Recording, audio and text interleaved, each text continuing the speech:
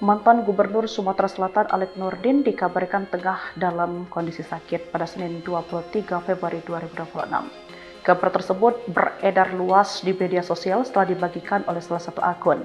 Dalam video beredar terlihat sosok Alex Nurdin terbaring lemah di ruang perawatan intensif salah satu rumah sakit di Jakarta. Pada video tersebut, Gubernur Sumatera Selatan periode 2008 hingga 2018 tersebut tampak terpasang sejumlah peralatan medis di tubuhnya.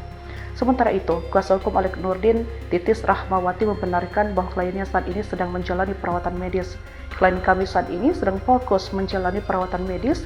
Kami mohon dukungan doa agar beliau segera pulih dan bisa kembali beraktivitas, kata Titis saat dikonfirmasi.